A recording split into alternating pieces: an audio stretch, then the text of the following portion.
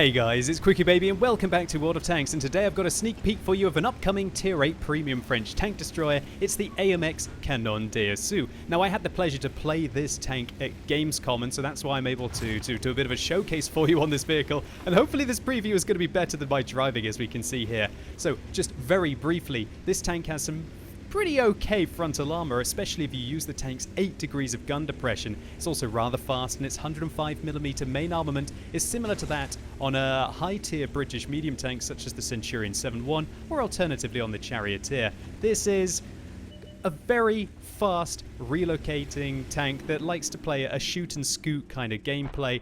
Can be very accurate indeed. Kind of a bit like a German medium tank as well. So if that sounds like the vehicle for you, stick around. I'll let you know everything there is to know about this mysterious vehicle. And if you have no interest in picking it up, well, you can get an idea of what you might have to avoid if it does hit the battlefield anytime soon. So firstly, before we get stuck into the gameplay, let's compare the AMX Canon DSU to the WZ-121FT, that new Tier 8 premium Chinese tank destroyer, the Canon Jagdpanzer, which is kind of similar to this vehicle in a roundabout way, and also the Scorpion G. And before we begin, let me clarify that I have absolutely no idea when or if this vehicle will come out. But as you most likely know, if you watch my live stream at Gamescom, Wargaming gave me a rental of this tank on my account, and I just want to give you my initial opinions. So firstly, we notice that the French tank destroyer, unlike the recent Chinese edition, doesn't exactly have very good DPM. It's just over 2,000, and that's because this vehicle has a 5.22 rate of fire with its 105mm main armament with 390 alpha damage. So not only does that mean that this vehicle fires 0.9 rounds a minute less than the Chinese Tier 8 premium tank destroyer, it also has 50 less alpha damage. And its DPM pales in comparison to both of the Tier 8 premium German tank destroyers.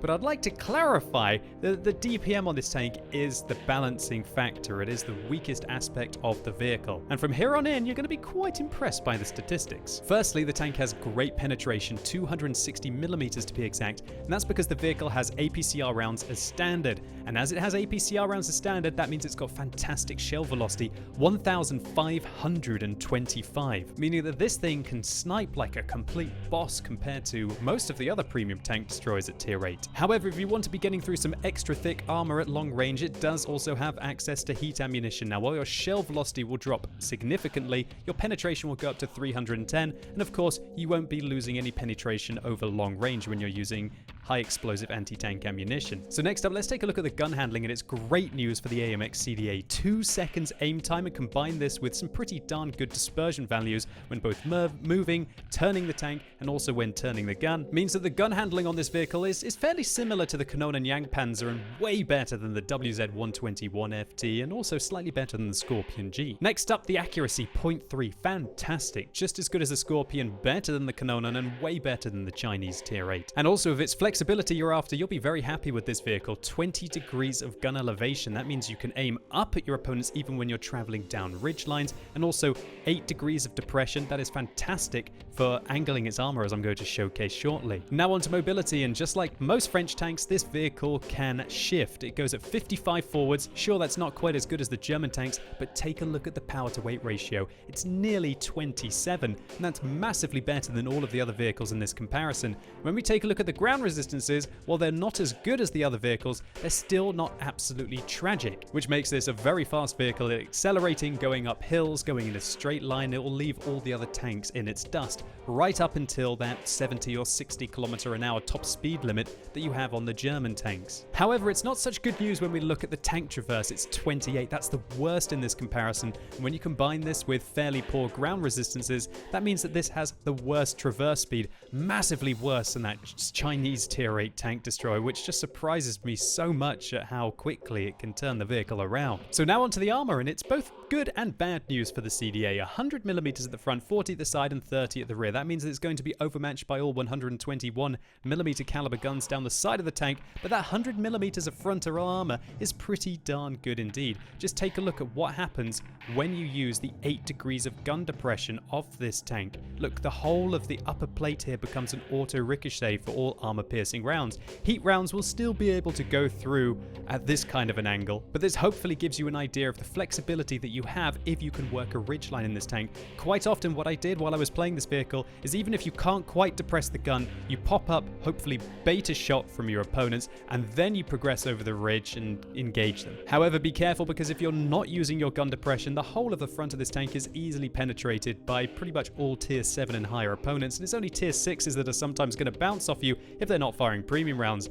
And furthermore, take a look at the cupola or the viewfinder, whatever you want to call it, on top of this vehicle. It is quite prominent, easily shot, and it is a massive disadvantage to have when you're trying to go and work a ridge line with this 8 degrees of depression. One thing that is interesting about the armor layout of this tank is we can see it's like a wedge at the front of the vehicle. And so that means that even if you're not using any of your depression, the sides of this tank are an auto ricochet. So this means you never want to angle your armor when you're engaging your opponents. Just point it straight on and hope that they miss, and keep moving and make yourself a tricky target to engage. Unfortunately, it's not good news for the durability of this tank, as you only get 1,000 hit points, way less than the other vehicles in this comparison, and also a rather disappointing 360 meters view range means that really you're going to have to use binoculars on this vehicle, unlike coated optics that you can get away with on the WZ-121. But anyway, I think that's quite enough theory crafting. Let's get stuck into some gameplay.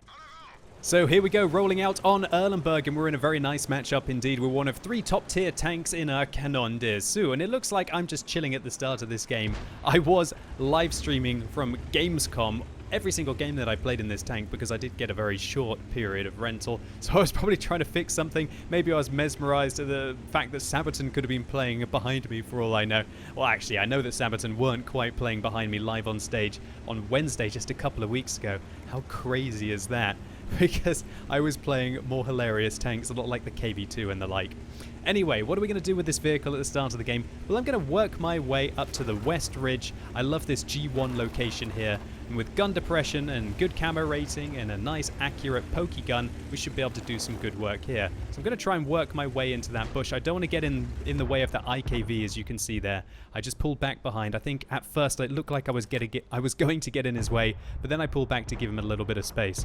Now we're going to try and engage this tier 7 American tank destroyer, the T-25AT, and we shut him down. Take a look at that aim time, 0.3 accuracy, 260 millimeters of penetration. Maybe if you don't want the wild rate of fire that you'll be getting with the Chinese tier 8 premium tank destroyer, and you like your shells to be a little bit more finesse, then this could be the vehicle for you. However, that's not a very good start, is it? As that IS shaves off 60% of our hit points. Where did he go into our tank there? Oh wow, he managed to hit our lower plate as we pulled back over the ridgeline. How unfortunate. If he'd hit our upper plate there as we were using our gun depression, we would have been A-okay. It looks like I'm on my desktop again now. Let's just fast forward a little bit. Okay, we're back in the action. And you'll also notice that I repair my fuel tank, because you don't really want to get shot twice in the fuel tank. That's something that, since Wargaming added in reusable repair kits in the game, that I thoroughly recommend that you do. If you're like me and you like to give up a fire extinguisher to be using other kinds of consumables, for example, this strong coffee. Yeah, it is strong coffee. I know, I questioned that the other day, right? That repairing your fuel tanks when they're yellow is of the utmost importance. Because once they're yellow, if they go red, that causes a fire and they go back to being yellow again. I think that's the way that the mechanics work. Finally, we get to punish that IS, that pesky IS who took away, a good slug of our hit points earlier on. And you can just be so precise with this gun. Great aim time, great accuracy. I feel snapshotting in this tank. You're just able to do it way better than most tank destroyers. Now I'm gonna play up to the name of this tank. Remember, it's the Canon Dessous, right? The assault cannon. And I decide to race forwards, and I quickly regret that. Now, what happened there? Well, remember what I was saying about the armor on this tank only being useful if you are using your gun depression? Well, of course, I was on a downslope there. That means the whole of my upper hull is absolutely useless. But luckily, the armor does manage to bounce that tier 6 medium. Remember, as I was saying, you got about like 150 millimeters of effective armor at this kind of an angle. So that means that tier 6s are going to struggle against you. Oh, what a poor shot there. I didn't quite feather the shot. Didn't quite see the outline of the tank. Unable to get him. Oh, will we be able to get a shot through this tiny little gap, though? We're going to go for it. Come on, VK Revenge. There you go. Wow. That was a good one. Can't do that all that often, even with 0.3 accuracy. But of course, 0.3 accuracy is going to do that way more often than the tragic accuracy that's on that Chinese tank destroyer. Sorry if I'm comparing the two tanks too much together, but obviously with that being a fairly recent addition to World of Tanks, it's only natural to do so. One thing that's interesting about this vehicle as well is I wonder if Wargaming will eventually decide to give it an autoloader. Maybe that's why they're kind of holding it back, because I thought that they would have released this vehicle as soon as they released the French tank destroyers. It's been on Tanks GG for a little while, and now that the Tier 8 French tank destroyer, the 48, right, has an autoloader. I was just playing it on Sunday during my French Tech Tree showcase. Maybe Wargaming are trying to decide whether they want to give this tank an autoloader as well. It wouldn't be the first time that a sneak peek tank that I played at Gamescom did end up getting an autoloader as well. The Stritzfang M4257 was a good example. Would you believe it that the first time I ever played a Swedish tank, I thought that tank was going to be absolutely horrific, like a terrible Cromwell. It was basically a Cromwell with just good aim time with the single shotgun. Then Wargaming decided to end up giving it an autoloader. Now, I'm not confirming that that's what's going to happen with this tank, but I'm just theory crafting here and trying to figure out what they're doing. I have absolutely no idea what their plans are for this vehicle. All I know is it was really fun to play a new tank at Gamescom. Now, with low amounts of hit points here, I've got to be careful, right? I've done 2,000 damage, I picked up 4 kills. Right now, I'm just hoping that something comes out in front of me and we manage to pick up a shot. Possibly we will, possibly we won't. The game's neck and neck right now. And what I'm really doing is expecting the enemies to attack, because we've got people in the cap circle, so if I hang around at the back, I should be okay. Now, because that IKV was moving, he's got fairly poor view range, and that means his binoculars aren't activated. That means that I should be able to shoot him for the first shell without getting spotted. However, the second shell, I do get spotted by him because he did manage to close the distance. Now, this is a good opportunity to see that 8 degrees of gun depression on this tank. Great aim time, great accuracy. This thing works a ridgeline like a boss, and having that 100 millimeters of well-angled frontal armor does allow you to pull off ricochets as well. I absolutely loved playing this tank on ridgelines, and when you do have it in its environment like this, you don't really care about the fact that you don't have great DPM, because you're just able to put in your shots so reliably. And unlike something like the Scorpion G, for example, which has a horrible profile and I expect way worse camera rating than this tank, you just don't get spotted so often, you don't get shot. So I'm just bouncing around with the mouse there. I have no idea what I'm doing. Probably trying to activate my aimbot. Yeah, that's exactly what I was doing on stream at Gamescom. No, I think I was probably bouncing to some kind of music that was behind me. Or alternatively, oh my word, it was loud at Gamescom, guys. I think I have irreparable hearing damage from that stage. That's not really a funny thing to have, is it, when you think about it? Hopefully it'll go away. Hopefully the ringing in my ear, that slight tinnitus will disappear over time. Anyway, 3,700 damage here. That's a great result by any means, and I think I just accidentally flicked forwards and hit the speed up button to get this gameplay rolling.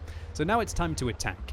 We've 3 minutes left on the game. We're attacking them, so they're most likely not to come at us unless we put pressure on their cap circle. So I'm holding down my right mouse button now to try and get a shot through that alleyway. Let's see if we can snap one into the WZ-132. Oh, easy money. There you go. There's our 7th kill. Now 4,000 damage in this tank. That is not a bad result by any means in a Tier 8 vehicle. And now all that we have to deal with is an IS-3. Now I've got 2 friends that are sitting in the cap circle, so what I'm going to do is actually going to push forwards and try and spot him. So I'm going to use this bush location. I'm going to set up my binoculars. I can hear a Super Pershing knock down a tree to the right of me. That obviously answers the question of, does a tree make a noise if you can't see it? Well, obviously somebody could see it. The Super Pershing was visible. I wonder if trees in World of Tanks make a noise if they're falling if you can't actually see them. Talk about falling trees. Did you see it there? The IS-3 knocks one down. So I'm expecting him to push forwards to try and make his valiant last stand to protect this cap circle. Now I have to admit, I'm on 7 kills right now. I would have quite liked to have a Radley Walters medal at Gamescom, live from Gamescom, right? So I pull back behind the bush, I'm going to shoot through the bush, and so I won't get spotted. My first shot doesn't go through, magical IS-3 armor there. And now this is going to be karma. I'm on 7 kills. I want 8 for Radley Walters. I'm going to hold it. Guys, I don't usually try and steal kills in World of Tanks, but when you're streaming for thousands of people and you've had a whole new environment at Gamescom in Germany, and you're sitting on 7 kills in a brand new vehicle that you've only got a few days left to play, and you want to get that Radley Walters medal, you might hold the shot to try and secure the kill at the end. And do you know what? karma struck me down. We actually rolled for the lowest it is possible to roll with a 390 alpha damage shot. 393. Actually, is it? Is it the lowest? Yes, it is. I just clarified it. And so that's what happens if you try to be a dirty scumbag and steal kills from your team to secure epic medals. You get min rolls and the IS-3 survives and you feel completely shamed. Nevertheless, a cracking result here on Erlenberg. We pick up a high caliber and a top gun for our 7 kills. 4,207 damage, 1,302 base experience points. And do we make a good profit? Yeah, we do. We didn't fire any premium rounds here, so we spent 20,000 on ammunition, make 86,000 credits profit without using any boosters in this 8-minute game. So the AMX Canon DSU, do I think this is going to be the next overpowered premium tank? Well, no, not exactly, not in the current state it's in. It feels rather nice for somebody who likes to play at mid to long ranges and play that sneaky tank destroyer role that I enjoy with vehicles like the Charioteer and the Canon and Jagdpanzer. However, the fact that Wargaming haven't put this in the game as of yet, even though it's been hanging around for a few months on Tanks GG and versions of the game, suggests that maybe they're not quite happy with it, and I wouldn't be surprised if this vehicle does end up getting a 3-round autoloader a lot like the 48. And if it did, well, that would be a whole different discussion altogether, right? So to conclude, based on this tank using the single shotgun, I think it'll be really nice for somebody, as I said, who likes to play that mid to long range. It's an accurate gun, it's got great pen, it's got fantastic shell velocity, which means that you don't get those annoying shots that miss against quickly moving targets because you don't have to give much lead, which doesn't give them much chance to change the direction of their travel to avoid your shell. The armor on this tank certainly is an asset. It's way better than the Scorpion and also the Canon and Jagdpanzer, but it doesn't stack up compared to the latest Tier 8 Chinese tank destroyer. But all in all, I think it's a good tank and it feels well balanced, and it's also a unique playstyle. There's not really anything quite like it in the game, especially now that the French tank destroyers at the top tier have autoloaders. And so hopefully you enjoyed this video. If you did, give it a thumbs up. If you didn't, give it a thumbs down. And let me know in the comments what you think about the AMX Canon DSU 105. Do you think it looks like a fantastic tank? Would you like it to be in the game right now to be able to get your hands on? Or do you think it needs just a little bit of tweaking to maybe make it a little bit more competitive? And as always, thank you so much for watching. You've been epic, and hopefully I'll see you soon.